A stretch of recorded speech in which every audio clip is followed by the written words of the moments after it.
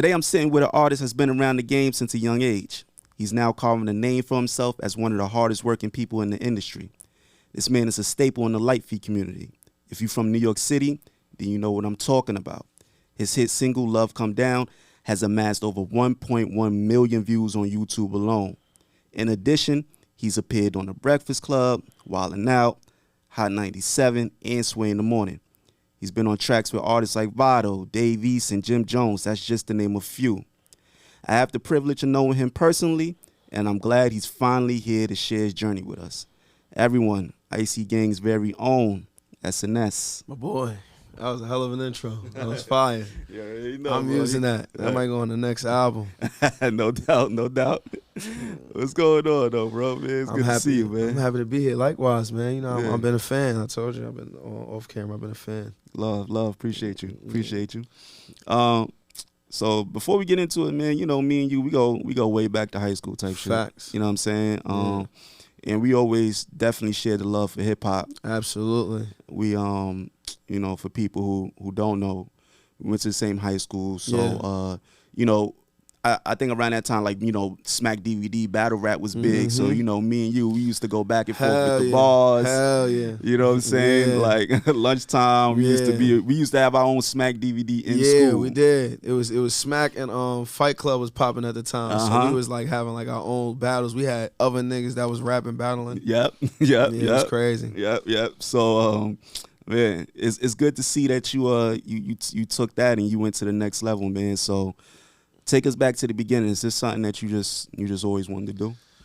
I mean, I think when we was in school, I feel like I was coming into, like, I was being pushed to do it because I was nice and stuff like that. Like, people on my block and stuff, I would be I remember I started making beats in high school as well.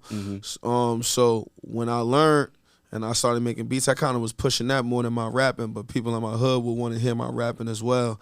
And they kept trying to use, like, Kanye West as a reference. Like, yo, bro, you could do both. You know what I'm saying? So my man 20 kind of, like, booked the studio session for me. He kind of wanted to see me really do it. Like, to put it, he was one of the main people that just kept making me rap after I would hear my beats and stuff. So he just was about action and just put me in the studio. You know what I mean? At that time, I probably was writing raps and memorizing them in my head. So by the time we actually went to the studio, whatever beat I had, I just had whatever I had in my head at the time. And that was like my first time recording. He kept booking me for the first few studio sessions, just recording and finding myself. So I think then was where I was like, it was kind of like a dream. And I think once I hit like Sway in the Morning and stuff like that, is when I really felt like it was like a serious. Now I felt like a rapper. Right. You know what I'm saying? I was watching one of your interviews, and you said that Method Man was like a big musical influence for you. Yeah, he was a hero of mine. Like Jay-Z is my idol, but like Method Man was I was like, when Hov first came out, like Reasonable Doubt, I ain't care for him, Big or Pac. I liked Wu-Tang. Right. Method Man was my guy. He made me love hip hop, you feel me? Right. Like, you know what I'm saying? So like, I loved his aura. I loved that he could rap. He wasn't even the super flashiest, like, you know what I'm saying? But his aura alone is what was like, he was more rugged than anything, you know what I'm saying? But his aura alone made me want to dress like him, do everything like him and stuff like that. So yeah, Method Man was like a big inspiration for me. And the fact that who he is right now, just as big as he is, it's like, yeah, it's still going. Yeah, it's just dope to see him be who he is right now and spark, you know what I mean, my love for hip hop. That's a fact. You said that early on you was getting the Kanye West comparisons, the beat making, rapping ability combo. Yeah. How did you get started with the beats and the producing? I don't know if you remember, it was a kid named Naeem in school that he put me onto it. He was making beats first, and then he was making beats off a certain program, which was FL Studios. So when he taught me, he couldn't really show me, like, he just showed me like, yo, this is a kick, this is the snare. He just showed me how to work FL Studio, and then told me, yo, you're gonna make whack beats, just try it though. You feel me? Yeah. So, which I did, and then luckily at the time in Harlem, like, it was a certain sound where it was like Ron Browse, which kind of like and Black the Beast kind of like gave this, where it was birthed to Litefeet, but it was like, it was more so, it was just his own Harlem sound. It wasn't more so Litefeet at the time. You could get like to it, but it was all different type of songs to it. Like it was a rapper named G-Doc from the Bronx at that time. He had a song called Smoke a Little Chronic. It's about weed, but you could get crazy to it, you feel me? So it was just a sound. So when I heard them, the sounds wasn't, you didn't have to use too much sounds for that. So having that sound, emulating that sound is what kind of like made me start being able to get nice with the beats a little bit. So I was able to understand more making beats. And then from then on, I think once my first song, Let's Talk Money, hit the radio, at that time I had to continue rapping, because once you start getting popular with that in Harlem, and you get popular for something, and you slow down, you're gonna be the butt of everybody's joke, you know what I'm saying? And there was people in the town that was making music who once things slow down, they was the butt of the joke. So I couldn't be that. So I had to continue to make music at that point. Before I knew it, I was like rapping. I kind of, when we was rapping at the time, it was a dream, but it wasn't something like, remember I was on a basketball team too. We could either rap or play ball, which is like a typical thing in every inner city neighborhood, you know what I'm saying? Especially in New York. So I could have did either one. I just loved rap and loved hip hop more. We spent our lunchtime rapping and talking about rap. You know what I'm saying? So, and then even some of the school, actual class time, you know what I'm saying? It's computer class, we on that piff and all that. Wow. And like, you know what I mean? So this just was, it was, I guess because people say my father, I guess it was in the genes, I guess. To take it serious. You know what I'm saying? But once I got on the radio, you had to keep going. LimeWire, it was popping. People was downloading the song. He wasn't even the one that got me on the radio to begin with. So once I had that like little badge to be like, oh, like I got on the radio without like my pops. Oh, it's lit. I could just keep going now. Like, so I had to. So the producing took off first. I would say for my name wise, you feel me? And then me, once I started making music in the studio, one of the second official record I made was Let's Talk Money. That was like the first record that actually released to everybody though. And they wound up hitting the radio. So at that point, Cypher Sounds wound up playing it. So at that point, I had to keep making music at that point. But I didn't need producers because I was making my own beats. So I was just making my own joints. You feel me? I didn't start getting the other producers until probably like, I want to say 2010. Love Come Down, the joint I mentioned earlier, 1.1 million on YouTube alone. Timeless. That's you. You created that. So that was around the time I was like producing heavy. I want to say like 2009. This was like my last few years of making like beats in the Litefeet culture. I had taught Kid the Wiz how to make beats, and then I told him like, yo, I'm not gonna be doing these right now, because now, after that, that's after Let's Talk Money and stuff like that. So now I'm getting more play on the radio. I'm starting to do more shows. I'm starting like to become like a rapper, getting busy with this stuff. So I'm telling him like, yo, you got to take over. So after that, I taught him how to make beats, and that was like our first or second collab together. At that time, it wasn't like a super crazy record. It was popping. I had other beats that was bigger than that, and so did he. But 2017, which was years later, late 2016, one of the influencers named Junebug dances, it goes viral. Then Kid the Wiz danced to it, it goes more viral. Everybody's asking me to rap on it. I'm telling people no. Wait, Love Comes Down, that beat that you produced, you said you did that back in 2009? Yeah. It didn't go viral until 2016, 2017. Wow. Okay. Yeah, so I had no choice. People wanted me to rap on it instantly. I was telling people no. You know what I'm saying? Because I just thought it was going to be a phase. Right. I was wrong. But, you know what I'm saying? I even told my pops, I argued with my pops. He had to call somebody, my man Drew Cardona from Epic Records at the time. He had a good position over there, so he was like, yo, listen, if I could get you through the door, little us, let me. I'm like, all right, man. He's like, but you got to record it today. I'm like, all right. So after that, the rest was history. You said Ron Brown's kind of ushered in that Litefeet sound. I would say, him. I would say because he was more consistent with the beats of that sound. So him and Black the Beast and DJ Omar, to me, were like the three catalysts of the soundtrack at the time and when we coming up. So for people who not from New York, they don't have any idea what Litefeet is, the culture. How would you kind of put that on a plate for them? What exactly is it? I would say it started as a street dance. You know what I'm saying? Where everybody was just doing it to have fun in the clubs and stuff like that.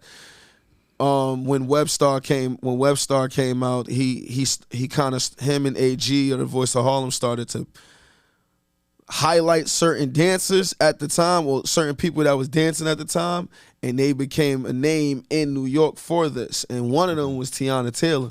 So shout out Tiana Taylor. Yeah, shout out Tiana Taylor. So when her and another one like Crybaby Cozy, these people started to get popular, it started to make other people basically start getting popular off this dance as well. Me, myself, I was just doing it to have fun, but because I was one of the people in my neighborhood that was nice, I'm one of them people that whoever, when they seen any of one of them, the nice ones, they would go get me if they came about my neighborhood. So, right. And I was one of the, like in Cherry Lounge, I was going there faithfully. That's right down the block from me. So that was one of the places where I had to see them at. So I would say it started as a dance craze, and then it became like a culture after that, because it started ushering new people and started becoming, people like D. Cole came in and started to make it more than just they in the club dancing. They made songs, they made big producers out of it, they made a whole battle league out of it, which, so it just started to take on a life of its own, which years later they're still doing it now and all over the world now. Are you surprised on how like well received it is around the world at this point? Seeing the birth of it, and now. I mean, probably. Well, when I made Love Come Down, that was the time I was stopping them. I wasn't making no more Litefeet beats at the time. That was like my last year. Right. I graduated high school and I wasn't. You know what I'm saying? I'm on a different thing. Yeah, you feel me? Like, so at that point, right before I finished, I started seeing people from Japan come down here. They knew me, Mr. YouTube, and Crybaby. When I seen that, I'm like, yo, like, wow. Mind you, we just on YouTube having fun. Cry and Swiss is the ones that this was gonna be their career. I was just having fun. I do appreciate the Litefeet culture because that made my beats sharper at the time. I'm doing mad of those. I'm learning more with FL Studios at that point to be able to do other beats and things like that, and just know more music. I'm sampling all different types of music, so now I'm having a different level of ear. I think that helped my music, period. So I think just the culture in general, of course it's in the Mecca of New York City, but to see it all over the world, at that point, once I seen the Japanese people jack us, I'm like, oh, nah, yeah. So now when I see it now, I'm like, yeah, it's where it's supposed to be. Of course, New York don't fully appreciate it as much as they should, but it's still here, and it's still in all these people's videos, like Lil Wayne's and Drake's and everybody else. So yeah. Coquito. Yeah, my Spanish is terrible. Coito. That's another beat that you got out right. Well, a whole song that you got out right now that gives off that kind of that vibe that you could dance to. Yeah. How do you feel about that record and how it's being received by the public? You talk about sample. Yeah. Sample is fire. Yeah, big pun. That's kind of like one of my favorite joints right now. Like I appreciate that. I love that's that one of my favorite joints and sample. my strongest ones too. Like how you feel about that record? And I love it. I love the way it's being received because I dropped it in 2021. It grew like every year. So so now I'm on some Mariah Carey vibe with the record right now, where every time it's around Coquito season, I'm just gonna go heavy promo and push it. Like, you know what I'm saying? I got you. But it's because it's just all the more DJs keep getting it, more DJs keep playing it. I start seeing like people that I don't know on like TikTok making reels with the song. I think it was, you know what I mean? I'm glad. It's like my strongest record after Love Come Down, I would say. And it's New York though. That's why I like it too. Like it's getting played in mad different places, but like it's New York. So when you hear people not understand what a New York sound is, that's kind of like one of those examples of what a New York sound is. It's like that's not gonna go nowhere as long as people especially on the East Coast, as long as people in the club moving and grooving, it's going. You know what I mean? Good. Yeah, I'm good. I could perform Love Come Down for the rest of my life. You know what I'm saying? Like, and Coito, the fact that it's every year is just start more DJs and more people start playing it because of the season. It only just makes it, you know what I mean? Beautiful. Yeah, so I just love it. Shout out to my guy Diddy Broke Out in CT. He made that beat. That was amazing. So shout out to my guy. You know what I mean? I got like a pop-up shop coming for it, so you know what I mean? All right. Yeah, we're going to be selling different types of coquitos in the spot. You know how that go. Nice. You mentioned your pops earlier. Yeah. For those who are unfamiliar, which if you're from New York, you should be very familiar. Yeah. Can you talk to the people about your pops and kind of what he means to you and just, you know, hip-hop in general with your journey, Yeah, I mean, well, for those who don't know, my father's DJ SNS. That's why I have the name SNS. I couldn't have no other nickname. I came off the porch very early, and as soon as I came off the porch, that's what they was calling me. So I had to I had no choice. You feel me? But my pops, I would say like in the beginning, I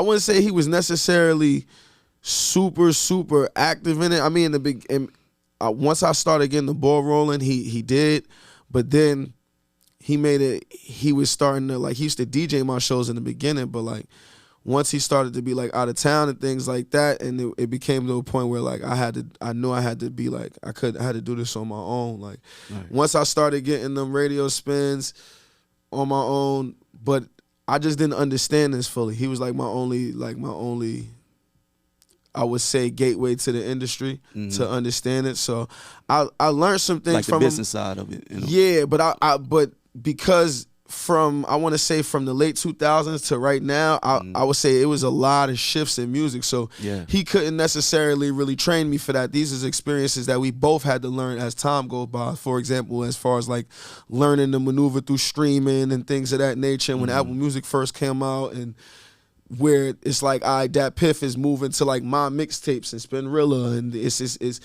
I was early on SoundCloud, but SoundCloud wasn't a thing. So then by the time SoundCloud became a thing, I'm worrying about Apple Music and things like that. We had to learn these type of things together. Right. So I would say he was there, but for the most part, I really had to learn this on my own. And which the perception is, the person that you related to that's in this thing you're gonna have the easy way through. Right. I kind of have to work twice as hard because one, he's who he is, so they think anything he says at that point about me is just gonna be, they're gonna sweep it under the rug because they're gonna be like, you just saying that because that's your son. Right. And then two,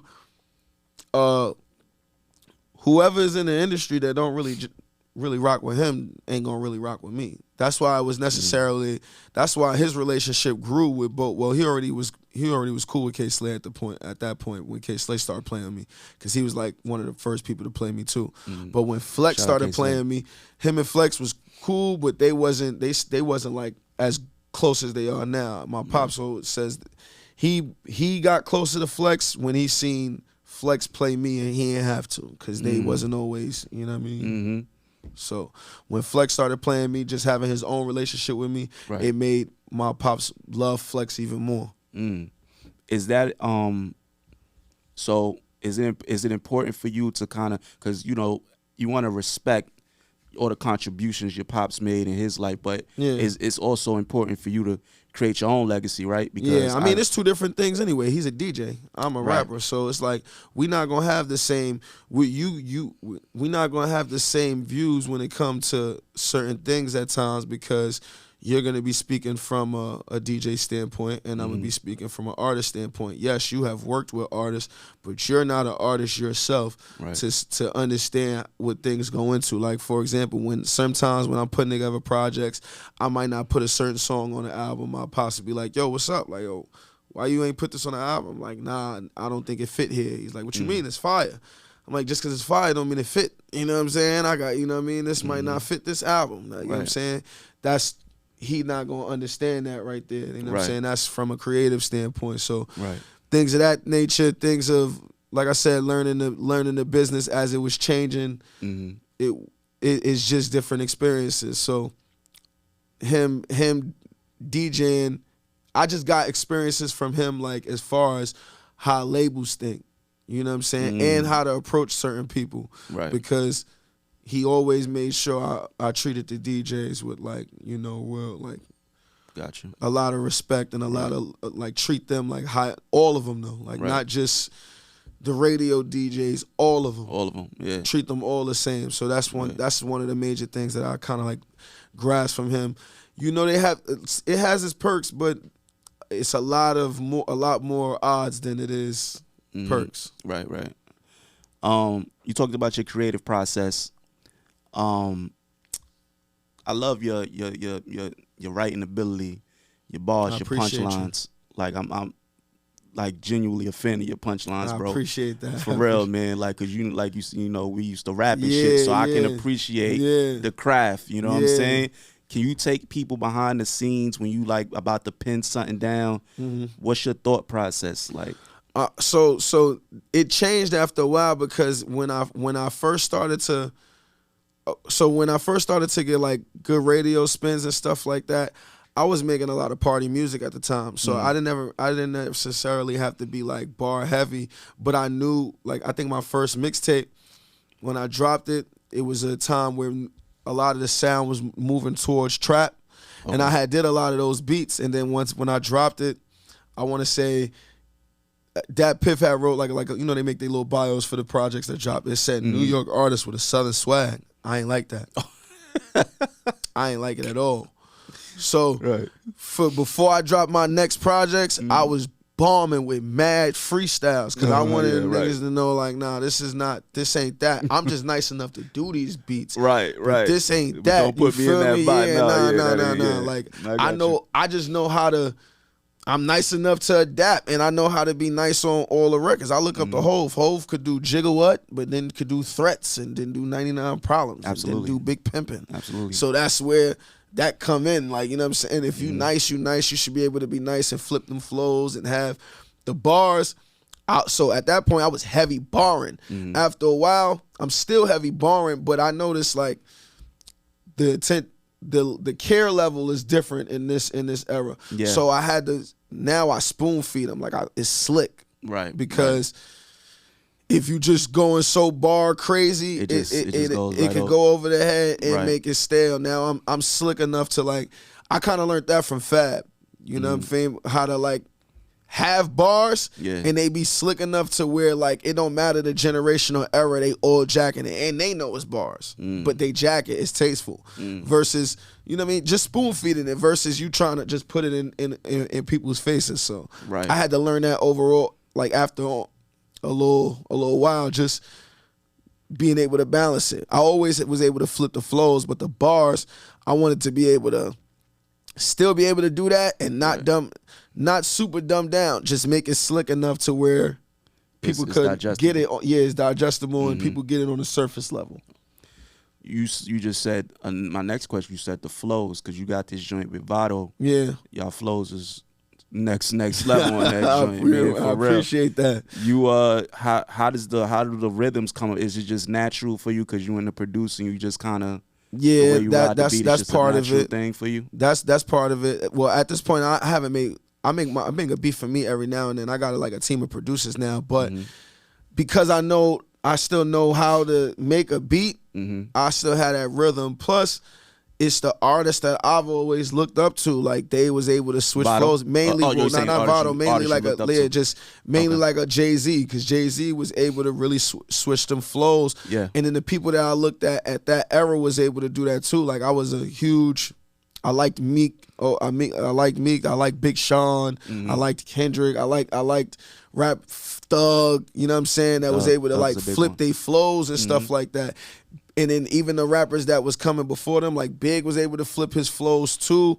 You know what I'm saying? Yeah. So I just wanted to be able to do that. And then once records like the trap records came in, I was able to step and it won't sound forced. Like certain New York rappers that's super nice barsmiths, when they rap on those, they flows, it don't sound genuine. It sound forced. Yeah. To where that's, I know what you're saying. You feel me? So the younger generation peep through that. They see through that. Right. So they like you can't adapt in a way. Like, it don't sound good. Don't sound, you know what I'm saying? So I kind of like always I can lean on that, especially in this generation. Like for me, I don't literally have to be lyrically nice at all for this generation. That's true. It's just, true. You know what I'm saying? I can lean on my flows and be good. You know, flows and melodies and be straight. That's true. You know what I mean? But just the rapper in me, you feel me? Because right. I look at the people that's in where I'm trying to be is the Drakes, Kendricks, J. Cole's, which all nice rappers, got flows, got melodies, know how to do all of it. And that's how I'm trying to give it up, because you respect all of them as a rapper. High level, you know what I'm saying? But they wouldn't be where they at if they didn't have these records as well. Right. And then being able to flip these flows and be on, you know what I'm saying? Like, so that's I felt like that's like one of my little badges. Like, I'm able to flip these flows no matter what. And I try new flows, because I don't be wanting to have the same flows all the time. Right. It's easy. It don't matter. I'm fake cheating in this generation, low key. You feel me? Because it's fake easy. Right. When you nice and you able to do that type of stuff, humbly speaking. But so that I challenge myself by just doing new flows and stuff like that. You know what I'm saying? The process be, once that beat fire, yeah, I'm taking that medicine to the, you know what I mean? I'm going in. I got you. You know what I mean? That's really, you know what I mean? When you say you know, being a you know, like a wordsmith, barsmith, right? Yeah. When you, cause you earlier I spoke about, you know, you did the freestyle flex. I think you did bars on I-95. Facts. Drewski, Sway, like you've been on many platforms. Yeah. When you go up there, is it, do you have what's your mindset? Is it I'm here to prove a point? I'm here to let you know I'm in that upper echelon, like, you know what I'm saying? Or what? Or is it just, it's just fun and games for you? I mean, like, what's different stages, different mindsets. Sway was definitely to prove a point. I knew Sway. I'm a fan of hip hop, so I know Sway is a fan of rapping. Yes, yeah. So he gonna let you know if your shit. Yeah, and this was the time where I'm starting to feel like a rapper. Okay. So I had to go up there and do that. You know what I'm saying? Breakfast Club, I know nobody rap up there, so I just snuck in a few bars. Right. And made sure it was dope enough, so Charlemagne don't front on it. You feel me?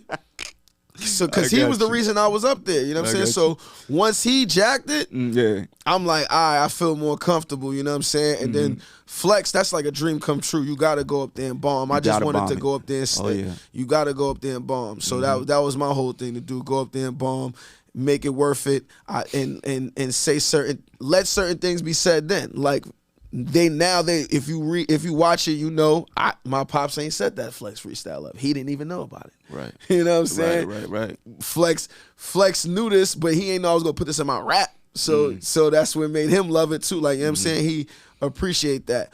Bars on I-95, they were coming up at the time. They weren't as prominent as they are now, but the mindset was still the same. It was a new state. It was Connecticut. Right. So I'm gonna treat you like flex. Right. You know what I'm saying? That's like the first impression out there. Especially if you going up there to rap. I don't gotta worry about the fans that's not caring about rapping, because you not, like, for me, you don't, this not what this for. This is for the ones that's caring about that. So I'm speaking straight to those. So all I gotta do is rap. Up it, Jim Jones, Dave East. My guys. I can imagine that was pretty dope when being on Bruce Willis's last film, right? Yeah. I can imagine that was dope. Talk about that record. How did it come about, and how did it become a theme music to a soundtrack? Theme music to a film, pardon me. Me, East and Jim, you know, got a great relationship. I did records with both of them before this, separately. So I think that was actually my third record with Jim. Like, I got an unreleased record with Jim still. So this was like, I told him I had East on it. He jumped on it. He was with it. They both did their thing. I told him, East appreciated it because like he could talk his talk, but the chorus was enough to where like I can get this played on the radio and the clubs type stuff. Right. You feel me? Yeah. Which is I'm adding some type of value to what my guys do, because that's not what East care to do. He don't care to get played in the clubs. He'll make records that'll be club worthy, but he don't get played. He don't care. His fans appreciate him for rap. Right. So if I can do that and still get him in the club, it just adds on. It's not like it's just him benefiting me. You feel me? At least I can bring something to the table. Right. Jim, as long as Jim, as the youngins is keeping Jim lit, he don't care. That's how my boy rock, because he gonna do his work on his own. Yeah, so shout out Jim, shooting a movie and all that right now. Yeah, exactly. Got a lot going on. So if the features that he do is keeping it lit, he's happy. Right. So once I shot the video, Jim made me shoot the video ASAP. You feel me? I was with him shooting some type of other film. He had another movie he was doing. Okay, all right. And he like, yo, what's up? What's up? Let's shoot our scenes tonight. I'm like, Jim, I'm trying to plan this. You know, you're like, oh, bro, come on. Come on, shoot this tonight. Right. I bet. You know what I mean? You know what I'm saying? So when I shot his scenes, I went and just shot East scenes on another tip and was like, and just got the video done. The soundtrack part, my manager Mook and Nobody, they had a play with this record. I had the dope feature, I had the video already locked and loaded, so they was able to basically pitch it a little easier. Nice. It landed. Nice. But before I had to move forward, I had to get the approval from East and Jim. Right. Let them know what was going on. They let me rock. Yeah. You know what I'm saying? Yeah. So I really appreciate East and Jim for letting me rock and letting that happen. That was a dope play. And that's Bruce Willis. You know what I'm saying? So yeah. So I can imagine you was pretty. It definitely turned me out on as far as with this sync sync licensing too. I'm 2025, I'm about to be heavy on that. Like I'm trying to get on more video games, shows, movies, all that. Yeah, I tell people all the time, yo, listen, if you get your music in a video game, in a film, you know what I'm saying? It ain't always gotta be radio, record. There's so many different ways you could license your music, sync your music. Like, that's gonna make me money. But also perception for me, because I'm already somebody that's doing a thing. Perception wise, it's just gonna look good. Yeah, you know, like when an artist, it's dope when it's like you have an artist that you don't know. When you playing 2K, you don't know the artist, but you like the song now. And then I've been put on the plenty songs like that. Yeah, but now if you know the person, like if you in the town, you know the person, you're like, oh, that's on 2K, that's on GTA, it's different. You know what I'm saying? Yeah, for sure. Yeah, so. That's why I'm heavy on it. Like I'm heavy on that for 2025. You feel like hip hop lost a lot of its, I guess, originality? Because growing up, we had, everybody was different. Yeah. Everybody was different. Like I think about what's the video game? Def Jam, Fight for New York. Everybody was a different character. It's like now when you look at hip hop, everybody's the same character. Everybody got locks. He talking about drilling. Like. I guess let me ask yes or no. Do you feel like hip hop has lost a lot of its originality? I do. Yeah. And why do you feel like that happened? Or I feel like because our mindset changed from the fans and the rappers and the people in the game, all their mindset changed to, if you ain't nice, you can't get in this thing of ours. Okay. To, that's a young black man trying to feed his family. Let him get in. You think that watered it down a little bit?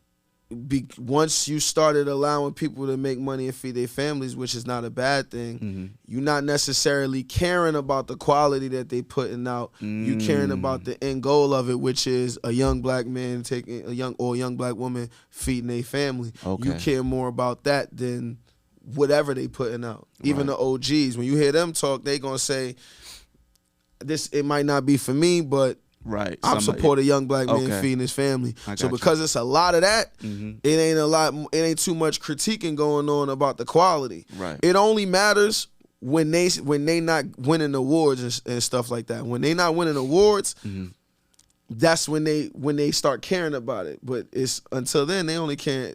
Majority of rappers now, they're money motivated. They're not caring to get awards anyway. They winning awards off accident. You know what I'm saying? Like, right. They care about the money. You know what I'm saying? So when you got a lot of those, who's there to really say, yo, this shouldn't even be supported. This is trash. Or this shouldn't even be supported. This ain't really. Right. How is this person winning? You're sounding like this person. None of that matters at this point because you look like a hater anyway by saying it now at in this era. So that's how they view it.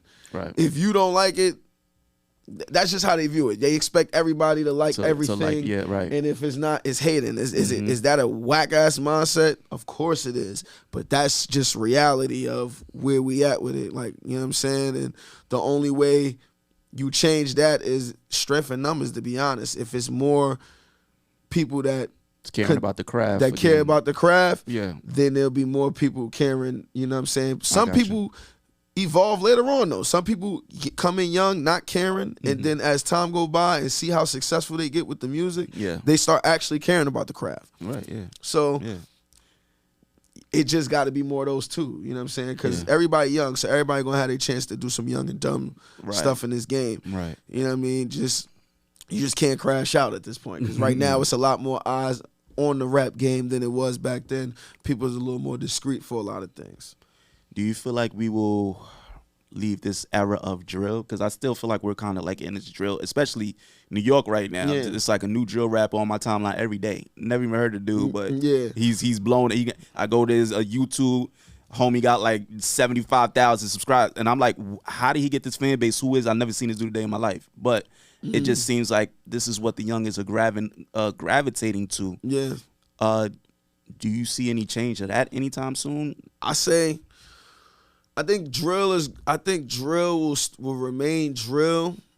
I don't see it gonna being too many superstars out of drill as far as like the rap scene, unless they do other things outside of drill. You feel me? Like, you know what I mean? Like, Pop is big because Pop did other things outside of just drill. He gave us Dior, but then he had stuff like What You Know About Love, like that people appreciate. You know what I'm saying? So it's like that's what separates him from the average person. But if you like, until the sound itself is, as long as it's popping, it's gonna be popping. But I can't say, because it might just be another variant of drill.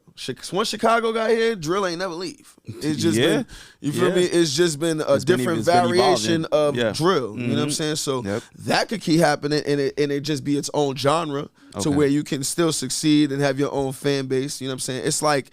It's like rap right now. You know what I'm saying? That's not in the forefront, but you can still prosper and be successful. You can wind up charting.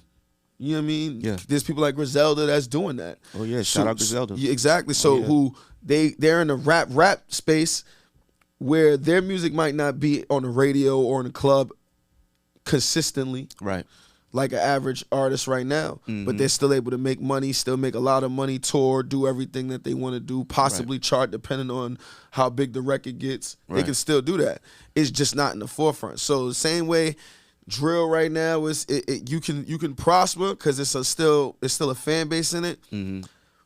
I don't know if there's gonna be any superstars out of it unless they do that artist do other things other than drill as well. Like you got to do other things. Right. Only drill is not gonna make you a superstar. Right. Female artists, Glo'Rilla, Sexxy Red. They got the game on lock. How you feel about them? They doing their thing? They doing their thing, bro. And you know what's so crazy about their music? I get vintage South from like Sexxy Red and Glo'Rilla, like they 3-6 Mafia, like they beats and stuff like that. It give me like vintage 2000 South. So I be jacking they records because it give me like this Jeezy would have been on this in 07, you know what I'm saying? Something like that. They give me those bops. Like so it's crazy because we getting it from the ladies. Ladies is whipping our ass right now when it comes to music. They doing it. But they stepping up there. Like the guys is, you feel me? Guys is making whatever's gonna make them a little bit of money. Right. Anybody you personally listen to right now that you really rocking with? Maybe an artist we even never heard of yet, or I rock with a lot of artists. Who you been listening to lately? I've been listening. Well, Kendrick dropped, so I've been on Kendrick. You feel me? Kendrick was my number 6 in my top 10 from the new gen from 2010 up. but I moved him into my 5. I had to replace him with Big Sean. You feel me? I had to replace Big Sean. Sean was my 5. Yeah. I had to replace him. You know what I'm saying? Sean's 6 now. But Thug, I still listen to Thug. He still got clap. But I love the baby. Welcome home, Thug. By the way. Welcome home, Thug. I love the baby. Dirk still be having fire. I like Lil Baby. Okay. I like Juice WRLD. Okay. All right. I like Russ. You like Russ? Yeah, I rock with Russ. A lot of people split on Russ. They are, especially our demographic. Yeah. They not listening to bro. Yeah, that's what I'm saying. But he got fire music. You feel me? Like, yeah. He got this shit with Ross I really like. Yes. Yeah, Guess what? Guess fire. what? Oh man, yeah, that's a bop. Yeah, I love like he got fire. You know what I'm saying? And if I had a choice and God was like, yo, you could pick any rapper career that's from 2010 to 2011 to right now, who you choose? I'm gonna say give me Russ. Really? Because he the independent route? Because he independent. He made the Forbes. You mean to tell me I don't got to sign on a label? I can be 15 million, sell out Staples Center, Madison Square Garden, 8,000 people in Egypt, no openers, and just sell over 30 million records and don't got to sign? Right. Give me that. Yeah. I'm set for life. You think that's why he gets a lot of flack? Because he from Georgia. Okay. And everybody from there don't sound like him. Right. And he goes against the machine. Yeah, so that makes everybody, the ones that just be like, who is this? But it's like, he's talented. He's talented. That boy raps, he produces sings, too, right? Yeah, he does a lot. And he's good at everything because he's done put out albums where he's rapping with the best of them. So I like him. It's an artist named Jake too. He's from I think he's from like Canada or something like that, or I might be wrong, but he's dope as hell. He's like I want to call him. I can't say R&B. He white, so I don't know what it is. I'm not saying Jake. His name is Jake, like Jake from Shape Farm. It's spelled JVKE. Oh, okay. He got a song called Golden Hour. That's famous. That's popping. But he's popping, bro. Like his music is amazing. He not necessarily rap though. You know what I'm saying? But him, and of course when Meek drop, I still listen to Meek. I like YG, Mozzie. Okay. Leaf Ward. I like OT7 Corny. I like Uzi. Okay. All right. You know what I mean? I'm well rounded. You feel me? That's why I'm able to do the music I'm able to do. Cause right. Yeah. I like everything. Yeah. No, I'm with you. Yeah. What's your we gonna wrap it up soon. What's your advice to any up and coming artists just on the grind, trying to maintain a buzz, build a buzz, and really take it to a different level with their artistry? All right, 3 things, and I'm gonna make this quick. 1, always put your money where your mouth is. You know what I'm saying? That's self-explanatory. Be your own boss and put your money where your mouth is. You get results. Don't expect nothing free. 2, nobody owes you nothing. It's even an ear, not even your homies. If there's people like Drake, Kendrick, Lil Durk, 21 Savage out here, and they relate to their music, and they prospering, and they really working, why should they listen to you? Because they your mans? Nah, then that's a favor. Then they gonna feel entitled to your success later. You need to have them listen to you because they believe in you genuinely. 3, don't make no excuses. You know what I'm saying? Understand that this is the industry. This is a game. This is a game that they playing, and you got to play it well. You know what I'm saying? Don't come in this with emotion. This is business. That's real. Yo, y'all take them jewels and apply them. You heard? I had to say that quick because I want y'all to clip that one up. That's when they need to know all of those gems right there. Yeah. Y'all make sure y'all hold on to this clip. Watch it back over 30, 40, 50 times so you get it through your head. Yo, we're going to play a game real quick, X, and I'm going to let you go, my brother. Let's do it. You ever play Start Bench Cut? Okay. Yeah, that's like basketball. All right, so 3 options, Start Bench Cut. You ready? Whole albums. We got Reasonable Doubt, the Black Album, and if the Blueprint was like a collection of all the blueprints together, the series, I would exclude those other 2 blueprints. They not trash, but this Blueprint 1. Okay, so let's do Blueprint 1. Let's just Blueprint 1. Let's do Blueprint 1 then. I'm starting with Blueprint 1. I ain't gonna lie, that album, what it did for me, okay, I gotta go Blueprint 1. Okay. Who you benching? Reasonable Doubt or Black Album? Oh. Got to bench one, cut one. Oh. I'm going to do this. Because when Hov came out, okay, I was a Method Man fan. I got to bench Reasonable Doubt. Okay. Because I listened to it later, but at that time, I can't say how special it is like everybody else was because I was a Wu-Tang fan at the time. I could get that. I ain't start jacking Hov till Volume 2. I get that. So wait, oh, you mean you want to cut that and bench the Black album? I'm a bench the Black album and I'm cutting Reasonable Doubt. That's fair. I'm benching the Black album. I love the Black album a lot. Yeah. Okay. Yeah, that's fair. I love the Black fair. album a lot. All right. And I love the package. It came with Fade the Black movie. Oh yeah. Everything around it. Sold out the Garden in a day. Yeah, that was a moment. Whole role. Yeah. That was a moment. I thought Hov was really about to get up out of here on us. You know what I'm saying? So I gotta go with that. That's how I do for Hov. All right. Diss Records. Star bench cut. Hit 'em up. Not Like Us. Ether. Ooh, let's go. Yo, let's go. I ain't gonna lie. Damn.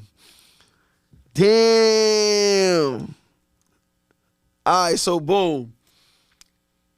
If you'd have asked me this when Not Like Us first came out, I would have cut Not Like Us. Okay, all right, it grew on you. It not just grew on me, it's what it did. Yeah. It's what it did. It's what it did. The knockout punch. It's what it verse. Hov ain't moving like how Boy moving. Yeah. So I gotta start Not Like Us. Starting that. Okay. All right. It's a diss record that went #1. Yeah, that's fair. I'm a bench, hit him up. Okay. Cause I'm from New York and I'm not. Cause I'm from New York. I gotta go back home. You feel me? I gotta bench that. I'm benching that. I'm not cutting it because I'm not gonna. I gotta be real. Yeah. You gotta be real. That's hit him up. So I'm gonna bench it. Okay. I'm cutting Ether. Okay. Because I'm cutting Ether because I'm Not Like Us. I ain't gonna lie. I wouldn't have cut Ether because what it did to Hov. Okay. Hov is my guy. Right. But Hov ain't moving like how Drake moving right now, and Ether ain't #1. That's fair. That's a You fair feel assessment. me? That's a fair assessment. And he ain't that boy about to perform this at the Super Bowl. It's Grammy nominated. Yeah. I gotta cut Ether, bro. I got to cut Ether. Right. I would never cut Ether on another tip because those are the top 3 to me right there. Mm-hmm. Those are the top 3. Yeah. But I love Ether. I actually think this rollout is kind of similar to the Nas rollout Ether. I think when Nas did that, I think he dropped a tremendous album with Stillmatic. Same way. Sorry. Okay. All right. Listen. She'll let you see. I'm sorry, because Ether's crazy. But I'm not choosing that over Hit 'em Up. I'm sorry. That has to stay. That's fair. That's fair. Your personal choice, personal preference. Rapping, producing, or dancing. Star bench cut. I could cut dancing because I ain't dancing God knows how long. And I will bench producing because I don't produce all the time and I hardly ever produce, but I love it. And I'm gonna start rapping because it's what I always did and what I always wanted to do. You're not surprised at where I'm at, right? Because of my love for rapping, so I got to start that off. And it wasn't for rapping, none of this would be possible. That's a fact. We got the last two. Drink. We got Don Julio. We got Migos. And we got that OG Hennessy. Star bench cut. Ooh, Star bench Henny cut. raised me. Henny raised me, bro. So I'm benching that. Okay, all right. That can't get cut. I would have RIP'd it, you feel me? Because we not really drinking Henny no more. But I just got to think of all the Henny moments, bro. It got a special all the place in Henny everybody's moments. heart. That's like Hit 'em Up. I can't take that out of there. Yeah, I agree. Casamigos, you can go. I don't even drink that no more. You know what I'm saying? I don't even drink that no more right now. And we're going to start the Don because Don getting lit right now. 1922, Don waited his turn. Let's make that clear. Don been around. It's waited his turn. Henny had the game on lock for years and years and years. Yeah. Dawn waited his turn. It's a Dawn era right now. We going with Dawn. Yeah, you're right. You're right. Niggas done skipped that bottle a lot for Hen Dog and all sorts of stuff. Patron had the tequila game on lock for a long time. You know what I'm saying? So shout out to Don getting his just due right now. That's a fact. Shout out Don. That's what staying down means right there. That's what staying down is. Wait, your turn. All right, last one. We got New York, we got Cali, we got Miami. Start bench cut. Oh, I'm going New York, of course, start there. I'm benching Cali. Okay. Because I ain't gonna lie, I love You like the West Coast? Yeah, Me bro. too, man. I always been a fan of their music. Yeah. Of course, they movies. Yeah. I love their principles I love the morals that the streets have, like the trenches have out there. Right. I wish this generation in New York had that type of mindset. Like you feel me? Even the OGs that come from our town. Like it's definitely some good ones, but it's a lot of them that just like all you got is your war stories. You're not even trying to make a way for none of the young guys. At least some of these, at least a lot of them, they come home, they start making organizations, start doing sports stuff. Charity working. They be doing mad different stuff out there in the West. I'm not saying that the East Coast don't, but a lot of New York OGs care more about their war stories than they do giving back. It's only a handful. I know my main one that I see do a lot is my man Hocus. Hocus do a lot. That's a real one. That's a real OG who definitely street certified, but is putting the youth on. He not only is putting the youth on, like giving them gems, but he also lead by example as far as like just eating healthy. You want people to stop eating all of the junk that we've been taking in for so long. You know what I'm saying? He's on so many different things, and he come from the cloth. He's a solid one. So we do have a few shouts to Hocus, but you know what I mean. I definitely say the West. I love West Coast music as well. Always did. Okay. So I got to Miami. I'm only cutting it. I really don't want to cut it. Yeah. You feel me? It's hard to cut Miami. It's hard to cut Miami. Miami, the South Yams, Beach. Woo. But I just don't like the way it is now. They done turned that into. Yeah, it's kind of messed up now. It don't seem like a good time. You feel me? But I still love the weather. Absolutely. I always love their music as well. Mm-hmm. So it's hard to cut them. That was a tough cut. Yeah, all right, that's fair. Yo, S. Yo, my boy. Yo, listen, man. I got to give you your flowers, man. I'm so proud of you, bro. Thank you. I'm proud of you, man. Been watching you for dumb long, bro. So shout out to my guy Millie, you know what I mean? Millie Ice. Yeah, baby, you know what I mean? Big shouts to my boy. I'm a fan of y'all. You know, I watched the joint that you covered with Nay. Oh yeah. You know what I'm saying? That was special too. So appreciate that, bro. That was dope. This is like a full circle moment to be here. This is definitely a special interview for me that I'm gonna be keeping. Like, you know what I mean? Yeah, no, absolutely. This was big for me too, man. I let you know what I'm saying. We came a long way, man. Yeah, I'm about to say that fact that we came a long way, and now we doing stuff like this, we came man. a long way, and you not just your stuff. You've been helping others. I've been seeing you when you was with Everyday Struggle as well, doing your thing there. You know what I'm saying? So and you've been through a lot, bro. So you know what I'm saying. So yeah. Proud of you, bro. Nah, I appreciate you, bro. No, 100%. Yo, you got anything you want to tell the people about before we get up out of here? By the time this airs, I've had an EP drop called Full Blitz 2. I already have Full Blitz 1 now. I got some throwaways, some fire throwaways that I just want to bless it's holiday season. I just want to drop some music, you know what I'm saying? So we going to give them a 3-part series. We did the Full Blitz 1, 5 songs. Full Blitz 2 will be out.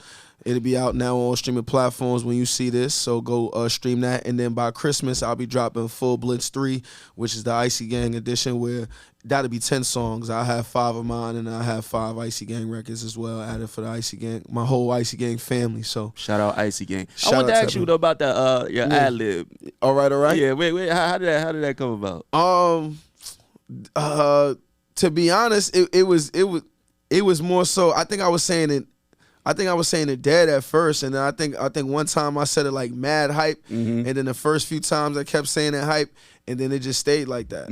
I think once I noticed somebody noticed that, because it wasn't necessarily.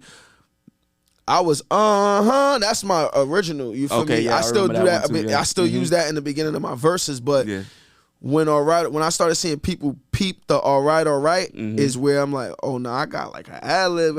So when the fact that everybody peeping, it's like, you know what I mean? Big shout outs to that. You know yeah, no doubt. Yo, it's been another episode of Sit Downs with Sid, man. I appreciate all the love y'all been showing. Like, comment, subscribe. Yeah. Share this episode. Keep sharing. And I appreciate the love. I appreciate the support. And until next time, y'all. Peace.